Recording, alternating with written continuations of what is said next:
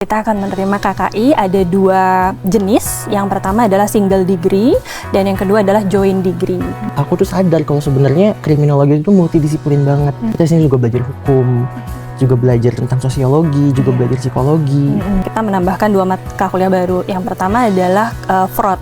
Jadi pengelabuan, kejahatan pengelabuan. Harus punya inisiatif untuk terus belajar. Amanan itu tuh holistik loh, nggak hanya secara fisikal kita ngelihat ada ancaman kejahatan dari eksternal, tapi juga dari internal.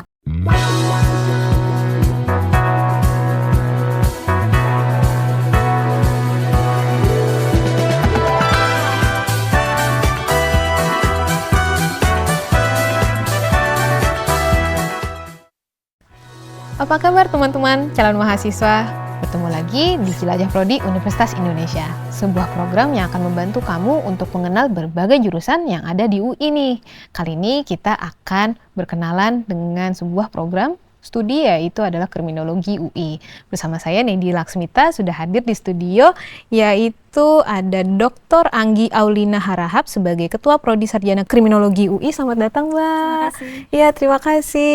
Dan juga ada Christopher Wahyu Lorenzo Kaju sebagai mahasiswa aktif kriminologi dari angkatan 2022. Selamat datang. Iya, terima kasih sudah datang.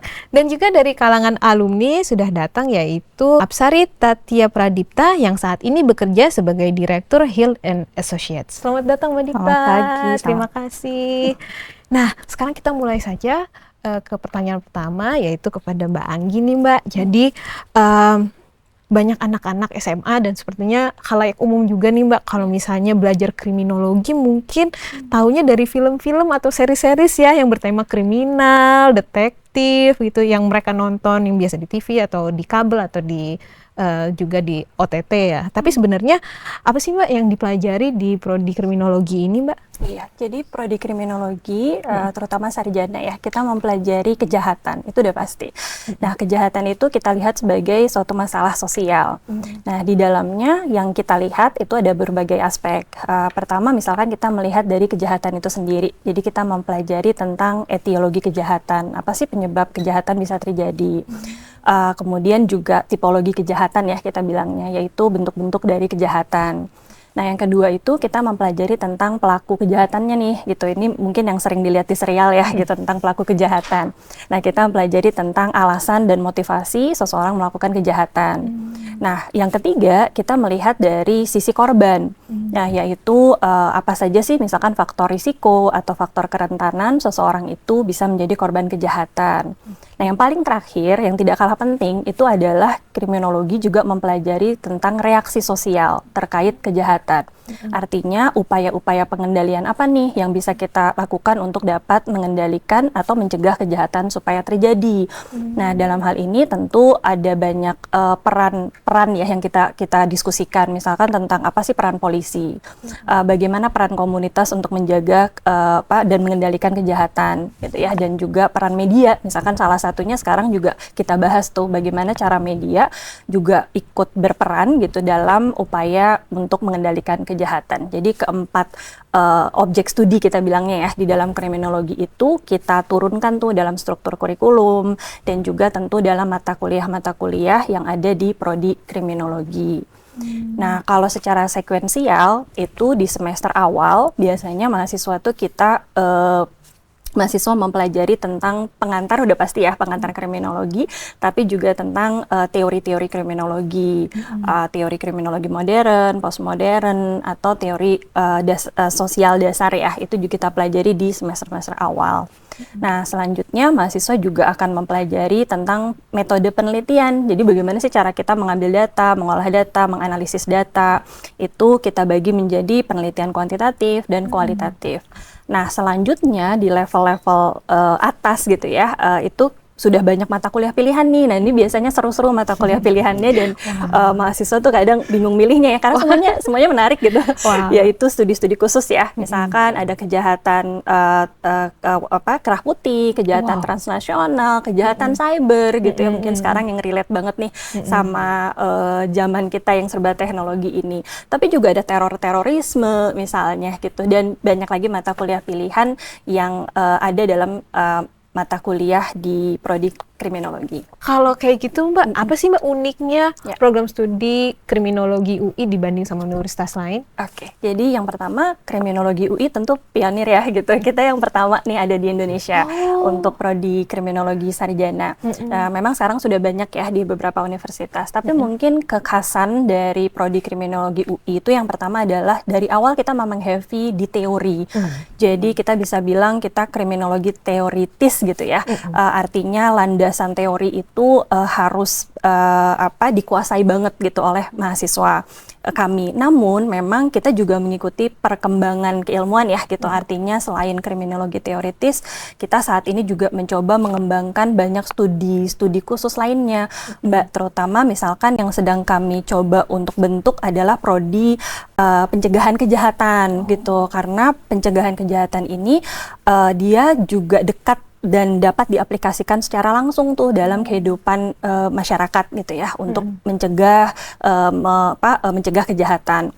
Nah, contohnya adalah itu. Jadi kita combine antara theoretical kita memang kuat gitu, tapi juga sekarang kita mencoba mengembangkan studi-studi khusus yang memang harapan kita bisa menjadi seperti awal dari kriminologi terapan gitu. Jadi selain pencegahan kejahatan nanti mungkin akan muncul lagi nih banyak lagi studi khusus yang bisa langsung diaplikasikan.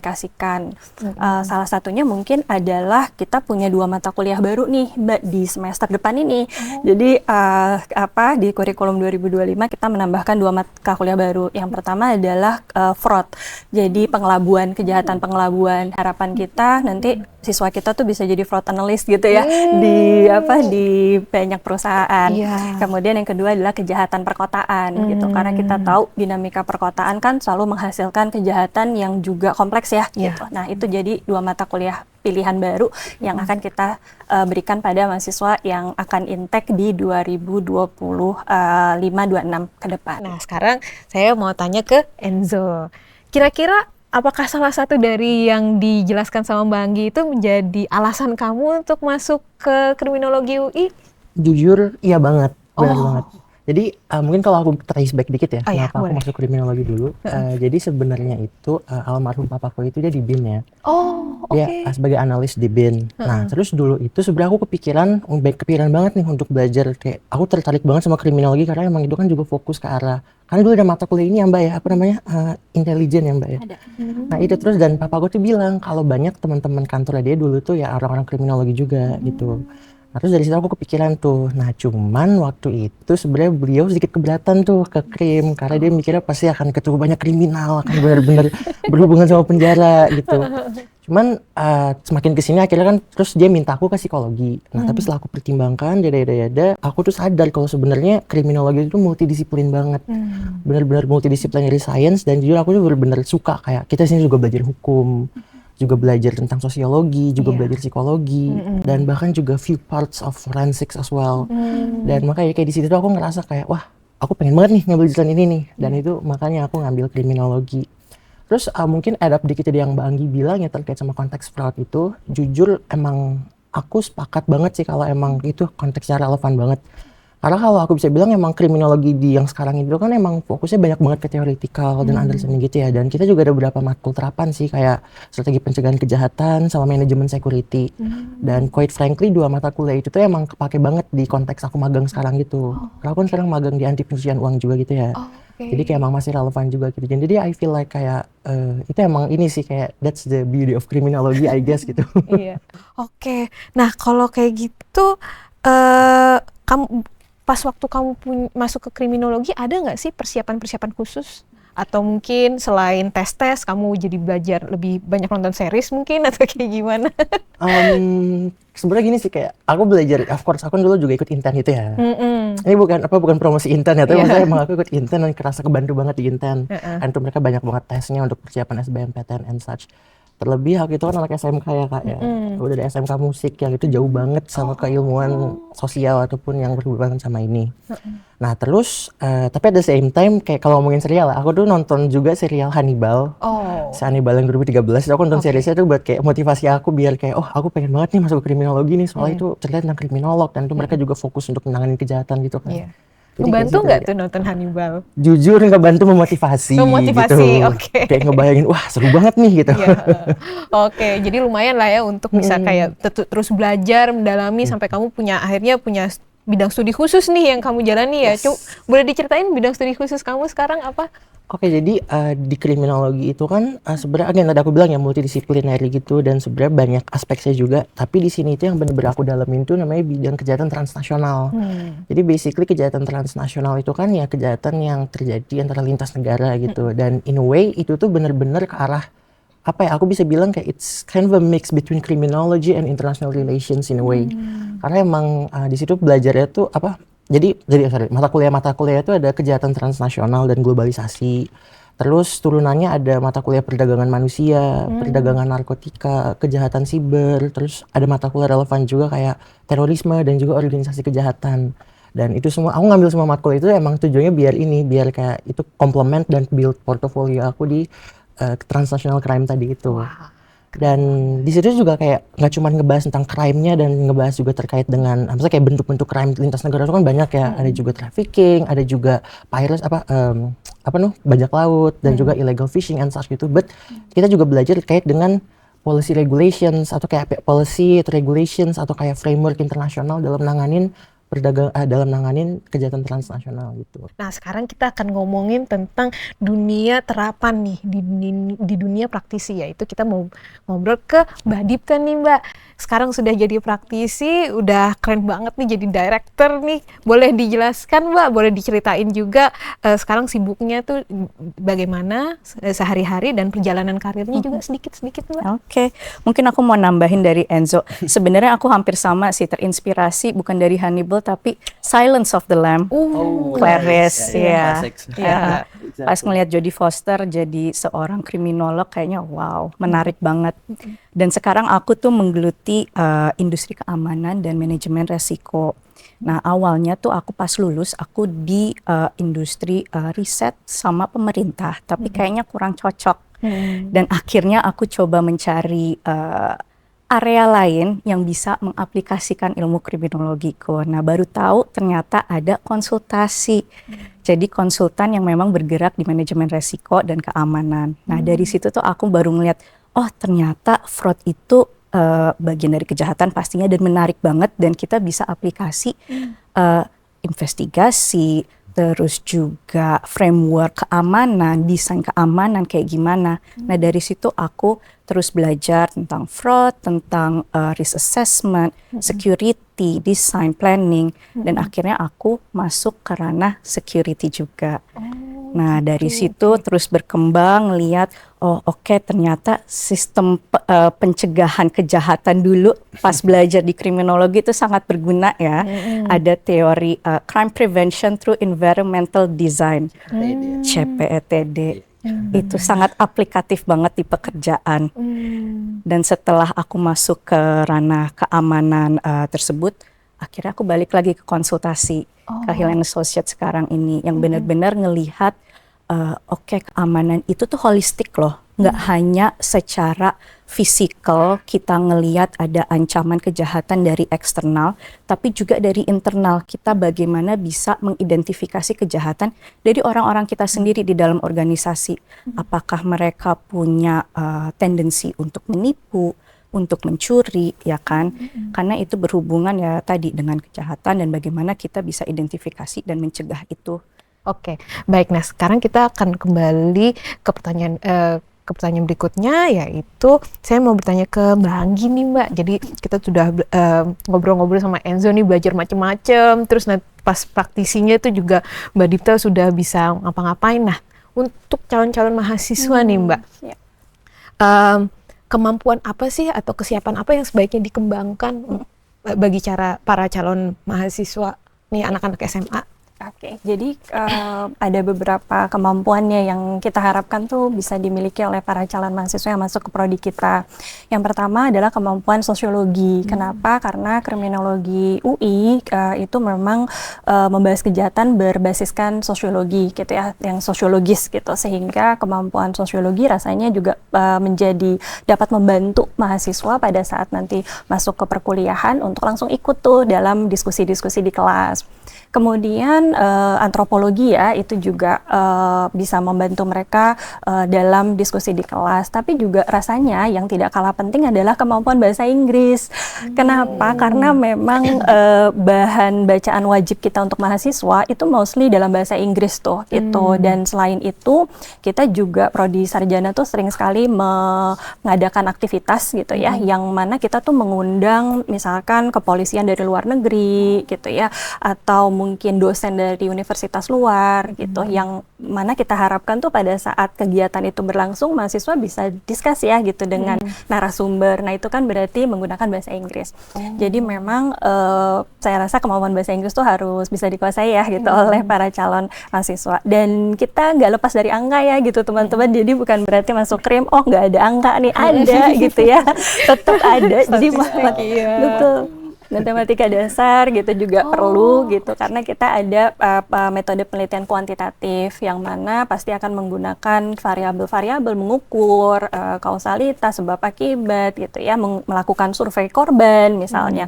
Nah itu kan tentu perlu kemampuan matematika lah gitu. Nah kalau mereka sudah menyiapkan segitu banyak nih Mbak gitu, terus kan pasti pengen masuk ke sini, ke kriminologi, mereka perlu tahu seberapa ketat sih persaingannya gitu. Gimana sih Mbak persaingannya masuk ke kriminologi? Iya, jadi kalau berdasarkan data gitu ya, memang fluktuatif sih dari tahun ke tahun. Tapi kita tuh selalu mendapat peminat yang banyak banget gitu, dan itu kan mempengaruhi rasio keketatannya. Tapi jangan khawatir ya gitu, jangan saya bilang ini kemudian pada khawatir gitu, nggak, tetap semangat. Tapi memang kalau bicara soal keketatan, kita tuh ada 3 jalur penerimaan. Jalur penerimaan yang pertama itu adalah seleksi nasional berbasis prestasi atau SNBP. Itu keketatannya ada 1,89%. Jadi sekitar 600 pendaftar kita mengambil 12 calon mahasiswa. Kemudian seleksi nasional berbasis tes itu sekitar 1,19%. Ini juga berdasarkan data ya tahun 2024-2025. Kita mengambil sekitar 18 mahasiswa. Dan yang terakhir adalah jalur mandiri atau jalur SIMAK. Dengan pendaftar yang cukup banyak juga, kita prosentasenya itu 1%. Karena kita mengambil 30 dari pendaftar yang mendaftar lewat SIMAK UI. Jadi secara keseluruhan itu per angkatan kita mengambil 60 mahasiswa. Namun tentu kebijakan penerimaan atau jumlah kuota mahasiswa itu bisa berubah ya Mbak ya. Artinya ini kan di tahun yang kemarin nih 60, tapi bisa kemungkinan juga kita perbanyak kuotanya bergantung pada kebijakan selanjutnya. Oh gitu. Kalau boleh tahu program sarjana yang di kriminologi itu hanya ada yang reguler saja sama yang paralel juga, atau ada yang lain ya? Iya, jadi saat ini memang yang sudah jalan ada program reguler. Namun kita berencana gitu, dan juga memang sudah on progress akan membuka kelas khusus internasional atau KKI. Nah kalau lancar maka KKI ini akan kita buka intake pertama itu September 2026. Nah kita akan menerima KKI ada 2 jenis. Yang pertama adalah single degree dan yang kedua adalah joint degree. Joint degree ini dengan University of Queensland, Australia. Oh, oke. Masuk ke pertanyaan berikutnya nih. Mungkin ini kita kembali lagi ke Enzo. Mau nanyain tentang kira-kira bayangan-bayangan untuk teman-teman SMA kalau belajar di kriminologi UI itu kira-kira ada pengalaman yang berkesan nggak buat kamu? Jadi sebagai ekspektasi nih buat mereka gitu. Jadi mungkin aku sambung ke Bang tadi bilang sedikit. Oh ya, boleh. Sebenarnya benar banget yang dibilang terkait dengan curiosity. Dan I would like to add harus ada openness to learn. Karena jujur di kriminologi itu akan ada banyak hal-hal yang sebelumnya tuh kita anggap kayak oh ini bukan kejahatan, oh ini bukan korban, oh ini nggak apa. Tapi ternyata sih yang aku belajar itu kayak oh wow, ternyata hal-hal kecil kayak gini itu ternyata tuh bisa bisa dikatakan bisa suatu kejahatan. Atau ini hal-hal kecil kayak gini itu sebenarnya bisa dianggap sebagai hal yang bisa menimbulkan viktimisasi gitu. Jadi kayak sebenarnya aku pengen bilang harus ada openness to learn juga gitu ya. Nah ini berhubungan juga sama pengalaman yang mengesankan sih ya. Kalau menurutku tuh pengalaman yang paling mengesankanku itu pas aku semester 3. Jadi semester 3 itu kita ada mata kuliah wajib itu namanya victimologi. Nah basically victimologi itu kan yang mempelajari tentang korban dan segala macam ya. Nah di viktimologi ini itu merupakan mata kuliah pertama yang aku tuh benar-benar turun lapangan langsung gitu. Jadi kita interview korban, terus kita ngobrol juga sama, kita harus apa ya, kayak pinter-pinter dalam nyusun pertanyaan, dan juga kita juga harus apa ya, kayak bener-bener nyiapin banget gitu metode penelitian dan segala macem. Nah, kenapa itu berkesan buat aku? Karena di situ tuh kayak aku tuh mulai ngerasain tuh kayak, oh wow, ternyata ketika kita interview korban, kita tuh di sini juga harus nunjukin empati yang banyak nih. Kita nggak bisa cuma semata-mata buat ngumpulin data doang gitu. Dan di situ aku merasa kayak sejak itu tuh aku ngerasa kayak aku jadi lebih terlatih dalam sensitivity gitu ketika bicara sama orang ataupun ketika dalam penelitian kriminologi gitu. Jadi I would say apa yang what you expect again, there are going to be a lot of things that you're going to learn. Like new things juga, eye-opening things kalau aku bisa bilangnya. Dan di situ kayak I feel like kayak pasti ketika di kriminologi itu kita juga akan take up many things yang affect kita in a way gitu. Cara kita mandang suatu hal, mandang banyak hal gitu. Kalau terkait mata kuliahnya sih jujur paling yang bisa di-expect itu adalah kita akan banyak kerjain paper sih. Paper based. Sebenarnya itu kayak fisip in general kali ya. Like kita akan banyak papers dan kita akan banyak ngekritik, kita akan banyak nganalisis kasus melalui perspektif kriminologi gitu. Jadi mungkin tambahin juga kayak critical thinking itu penting banget sih. Kayak kita nggak bisa cuma lihat depannya doang, tapi kita harus lihat apa nih underlying factors-nya, apa aja nih kira-kira yang bisa menyebabkan, dan dari situ tuh yang bisa kita jadi masuk untuk kita analisis ataupun kita breakdown lebih lanjut. Jadi gitu sih I would say. Mungkin saya akan bertanya lagi ke Mbak Dipta nih Mbak. Jadi tadi udah ngomongin tentang yang dipelajari di kampus gitu. Nah kalau Mbak tadi sempat udah nyinggung juga yang membantu Mbak skill untuk membantu di dunia kerja, kira-kira ada lagi nggak Mbak yang bisa, yang membantu sekali dalam perjalanan karir Mbak? Mungkin yang mau aku tarik sebagai silver lining dari Mbak Anggi sama Enzo, curiosity itu nomor satu sih dalam pekerjaan kita sebagai kriminolog. Karena kita akan terus menganalisa why sih seseorang melakukan hal tersebut, why itu bisa terjadi lagi. Apalagi yang bisa kita lakukan untuk bisa mencegah kejahatan, metode apa lagi. Jadi terus ada curiosity itu sih, dengan mempertanyakan why-nya itu. Tapi selain itu juga mungkin karakter adaptif untuk bisa memposisikan diri di dunia yang terus berkembang, apalagi kita sekarang di era digital ya. Di mana kejahatan itu juga terus berkembang, dan kita jadi kayak apa namanya in a race with them lah, in a race with crime and how to prevent them. Jadi adaptif dengan keadaan sekarang, seperti Enzo bilang critical thinking. Jadi harus bisa membuka diri, membuka mata, apa sih yang berubah sekarang dengan dinamika yang terjadi, kejahatan apa sih yang terus ada dan berkembang, dan bagaimana kita bisa untuk mencegah kejahatan tersebut. Itu sih. Dan mungkin kalau dari mata kuliah yang pasti sistem pencegahan kejahatan itu paling aplikatif. Analisa resiko itu juga aplikatif. Kita bisa menilai resiko dari likelihood-nya, severance-nya terhadap suatu bisnis tuh apa sih impact-nya, seberapa besar ya kan. Tapi selain itu mungkin satu mata kuliah lagi yang cukup dekat dengan hati saya, kejahatan kerah putih, white collar crime, ya dari Donald Cressy. Kenapa itu menjadi favorit saya? Karena saya itu bagian dari Asosiasi Certified Fraud Examiner, ya CFE. Dan si Donald Cressy ini seorang kriminolog, dia menjadi inspirasi untuk membangun asosiasi tersebut dan membuat suatu profesi yang memang khusus menjadi certified fraud lah. Oke, mungkin ngomongin tentang karir-karir juga nih Mbak Anggi, kira-kira prospek kerja dari lulusan kriminologi ini apa saja ya? Mungkin bisa jadi inspirasinya Enzo juga. Jadi kita baru melakukan tracer study ya, September Oktober 2025 ini gitu. Jadi baru banget nih gitu. Kita coba untuk melihat kemana sih para lulusan kriminologi ini. Dan memang semakin diverse ya, semakin beragam sekali pekerjaan yang kemudian dari lulusan kita. Tapi memang 3 bidang besar itu masih tetap sama gitu. Yang pertama adalah kementerian dan lembaga. Itu artinya bekerja pada pemerintah di lembaga-lembaga yang memang membutuhkan skills ya dari kompetensi lulusan kita.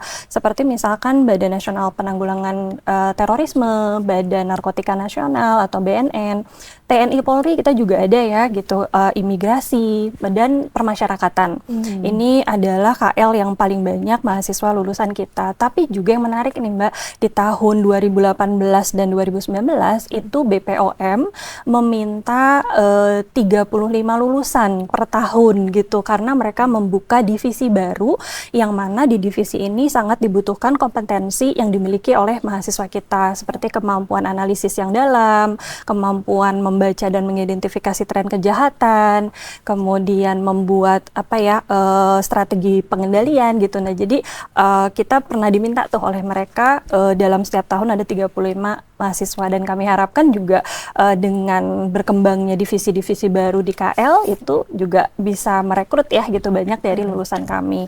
Nah, yang kedua adalah perusahaan swasta atau jalur swasta ya. Salah satunya memang top 3-nya di dalam situ ada top 3 lagi gitu, yaitu konsultan keamanan. Jadi tempatnya Mbak Dipta ini memang terbukti juga oleh data gitu bahwa banyak sekali alumni kita yang bergerak di bidang konsultan keamanan. Tapi juga ada tren yang meningkat di perbankan. Nah, mungkin di perbankan ini tadi kaitannya dengan fraud analyst ya gitu. Nah, itu juga udah mulai banyak. Dan yang ketiga adalah perusahaan-perusahaan seperti PT Astra, BP Migas gitu ya. Itu adalah beberapa tempat di mana alumni kita juga banyak berkarir di dalamnya. Nah, terakhir yang jangan dilupakan itu adalah peneliti gitu. Karena saya menemukan juga banyak lulusan baru yang first jobnya itu adalah sebagai researcher tuh, sebagai peneliti muda, dan mereka enjoy ya gitu di dalamnya. Mungkin karena tadi ya kita memang dari awal tuh sudah meminta mahasiswa kita tuh punya kemampuan analisis yang dalam, critical thinking yang Enzo tadi bilang juga dan juga Dipta bilang, sehingga bagian ketiga yang cukup banyak itu adalah di peneliti. Tapi ada juga mahasiswa kita yang memutuskan langsung S2. Jadi dari S1 dia langsung mau S2 gitu ya, dan kemudian S3 gitu, sehingga nanti pada akhirnya mereka menjadi pengajar atau pendidik. Kita kembali lagi nih ke Mbak Dipta nih Mbak, tentang pekerjaan nih selama Mbak berkarir setelah lulus. Mbak menemukan tantangan-tantangan nggak saat kerja? Oh, pastinya. Tapi mungkin tantangan terbesar yang tadi udah sempat kita singgung juga adalah dinamika saat ini ya kan, geopolitik, keadaan situasi dunia, tapi juga teknologi yang semakin dinamis, semakin berkembang, yang artinya kejahatan juga semakin berkembang, mulai dari bentuk deepfake lah, penggunaan AI, cybercrime terus meningkat, data hacking ya kan.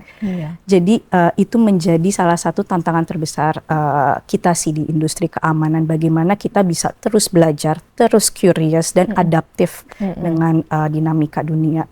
Iya, jadi walaupun tantangan itu ada, selama kita bisa menerapkan mindset adaptif itu bisa selalu dijalani gitu ya. Oke. Mungkin nambahin lagi nih Mbak Dipta. Jadi kalau misalnya dari Mbak sendiri yang sudah kerja, kira-kira untuk anak-anak SMA, kemampuan apa sih Mbak gitu yang bisa diasah nih dari teman-teman SMA atau mungkin teman-teman yang kuliah itu seperti Enzo gitu untuk masuk ke dunia kerja? Mungkin pertama bahasa Inggris ya, kemampuan bahasa Inggris, karena itu nggak hanya untuk kita saat belajar, tapi cara kita komunikasi juga di dunia kerja. Kalau di konsultan ketemu klien, ya kan, ketemu partner, mungkin kalau di swasta juga untuk bisa presentasi ke board of director atau ke rekan yang lain. Jadi bahasa Inggris itu harus sangat diasah, dan kalau bisa ya diasah dari SMA ya kan. Jadi nantinya pas kuliah juga udah bisa menerapkannya, baca jurnal atau untuk menulis esai. Itu sih, sama mungkin komunikasi juga. Karena saat kerja pastinya kalian nggak sendiri kan bekerja, harus dengan tim, harus bisa kolaborasi, komunikasi dengan sesama rekan, bagaimana mengerjakan suatu proyek bareng, nge-leading mereka delegasi. Jadi bahasa Inggris, terus juga tadi komunikasi.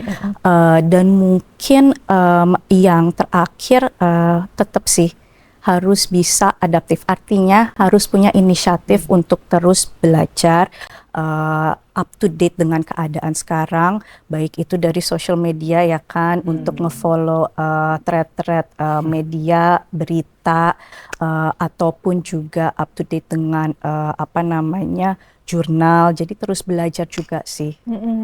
Jadi itu mungkin yang skill yang paling banyak kepakai ya, terpakai di dunia kerja tuh. Jadi dicatat juga nih teman-teman nih tentang kayak kira-kira kalau misalnya kamu mau sukses di dunia kerja setelah kamu lulus dari kriminologi, itu yang bisa kamu catat dan kira-kira bisa asah mungkin dari pertama. Nah, kita ngomongin tentang masukan-masukan karena kita sudah mau masuk ke penghujung episode kali ini nih, mungkin ada pesan dan tips juga atau mungkin ada nasihat sedikit untuk teman-teman SMA yang akan masuk ke dunia kuliah ataupun juga masuk kriminologi gitu, bisa dimulai dari Mbak Anggi. Ya, untuk teman-teman SMA, saran saya mungkin memperbanyak pengetahuan tentang jurusan yang kalian minati gitu ya. Jadi jangan berhenti sampai pada ngobrol sama teman-teman aja gitu ya, tapi mungkin juga agak sedikit curious nih gitu, lihat apa sih mata kuliahnya, berapa tahun sih pendidikannya, kemudian juga apa sih yang dipelajari gitu, sehingga kalian bisa nyocokin ini cocok nggak sih sama passion saya gitu, dengan apa yang ingin saya lakukan setelah kuliah nanti gitu. Karena sekarang kan kanalnya semakin banyak ya gitu, media sosial dari Departemen Kriminologi aja misalnya ada 3 gitu ya, jadi kalian bisa ngecek tuh di X misalnya, di Instagram misalnya gitu ya, apa aja sih kegiatan-kegiatan di kriminologi gitu, sehingga kalian makin yakin tuh gitu, oh ini memang jurusan yang saya minati. Nah kalau sudah kalian minati satu jurusan, saran saya sih tekuni gitu ya, jadi jangan cepat berubah lagi gitu, tapi tekuni, dalami gitu. Nah semoga itu jadi kunci kesuksesan teman-teman SMA semuanya. Oke, terima kasih Mbak Anggi. Silakan Enzo. Kalau aku jujur, aku setuju banget sih sama tadi yang dibilang Mbak Dipa sama Mbak Anggi. Karena yang pertama bener-bener English itu penting banget. Jujur dalam these days, like dalam konteks kerjaan, bahkan ketika nanti intern atau bahkan ketika kuliah tuh kayak kita semuanya full artikel jurnal full in English. Jadi English itu penting banget, dan itu hal yang menurutku udah model sih sekarang ya untuk bisa survive dunia modern ini ya. Terus yang kedua, I would say biasain dalam nulis essay atau writing skill. Karena jujur, dan tadi kan di dalam kriminologi itu kita akan banyak nulis paper, kita akan banyak nge-analisis dan segala macam. Dan mungkin that might come off as a shock for some people yang emang mereka nggak terbiasa untuk nulis gitu. Cara bikin structure thinking yang bagus, cara bikin paragraf yang bagus, segala macam gitu. Nah jadi I would say kalau bisa dicicil untuk mulai terbiasa nulis dari SMA, sebaiknya dibuat kalau emang pengen masuk kriminologi ya. Karena emang itu akan sangat useful banget, modal banget. Sama yang ketiga itu, I would say aku juga sepakat sama Mbak Anggi tadi, kayak bener-bener research banget terkait sama jurusan. Karena kayak meskipun kita rasanya passion, wah suka nih, tertarik nih, jujur kadang itu bukan modal yang cukup ketika kita menghadapi beratnya jurusan tersebut gitu loh. Jadi kayak itu ya, kayak misalnya pas awal itu kan aku nge-research juga nih kriminologi itu, oh ternyata dia multidisiplin, dan itu jadi poin plus banget buat aku untuk semakin confirm aku ngambil kriminologi gitu. Jadi kayak menurutku emang benar banget sih, research jurusan mendalam itu hal yang sangat penting. Nah, terakhir dan pastinya juga sangat penting nih Mbak Dipta, silahkan. Untuk anak SMA mungkin udah disebutin sama Mbak Anggi dan Enzo, tapi aku lebih menekankan refleksi diri sih.